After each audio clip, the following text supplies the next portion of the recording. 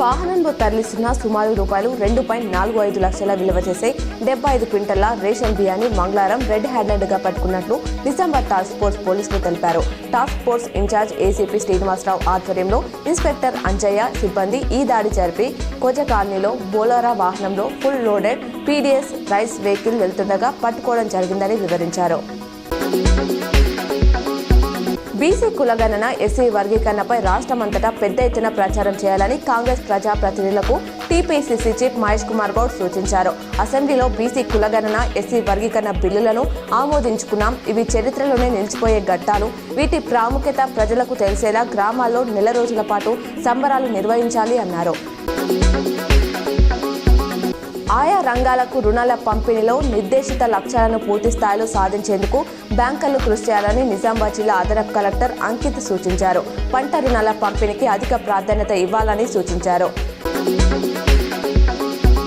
కేసీఆర్ దూరదృష్టితో గుడులపై అభిలాషతో యాదగిరిగుట్టను గొప్పగా కట్టారని మండలి చైర్మన్ గుత్త సుఖేందర్ రెడ్డి ప్రశంసించారు. ఇదే విషయంలో కాంగ్రెస్ ఎమ్మెల్యే కోమటిరెడ్డి రాజగోపాల్ కూడా అసెంబ్లీలో మాజీ సీఎంను అభినందించారు.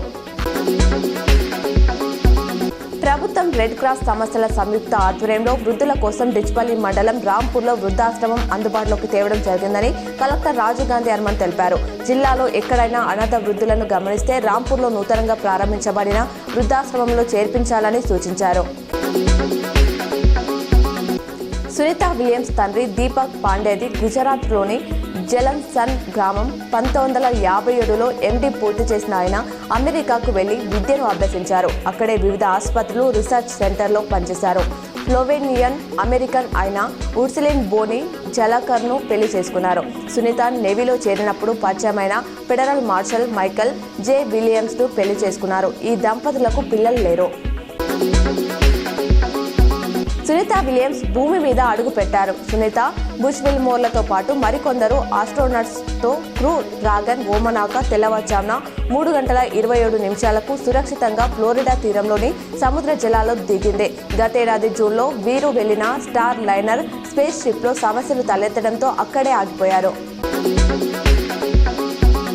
గ్రామీణ ఉపాధి హామీ పథకంలో కూలీలకు రోజువారీ కనీస వేతనాన్ని ₹400 ఇవ్వాలని కాంగ్రెస్ అగ్రనేత సోనియా గాంధీ డిమాండ్ చేశారు. ప్రతి కుటుంబానికి 150 పని దినాలు కల్పించాలన్నారు. పార్లమెంటులో 0 అవర్లో ఆమె మాట్లాడారు. 2005లో యూపీఏ ప్రభుత్వం తీసుకొచ్చిన ఈ పథకం కోట్ల మందికి ఉపాధి కల్పిస్తుందన్నారు. ఎడపల్లి మండలంలో పేకట కేంద్రంపై టాస్క్ ఫోర్స్ పోలీసులు మంగళవారం దాడి చేశారు. విశ్వసనీయ సమాచారం మేరకు సిపి సాయి చైతన్య ఆదేశాలతో టాస్క్ ఫోర్స్ సిఐ అంజయ్య తన సిబ్బందితో కలిసి ఎడపల్లి పోలీస్ స్టేషన్ పరిధిలోని ఓ పాతబడ్డ రైస్ మిల్లలో దాడులు నిర్వహించి 6 పేకట రాయలను అదుపులోకి తీసుకున్నారు.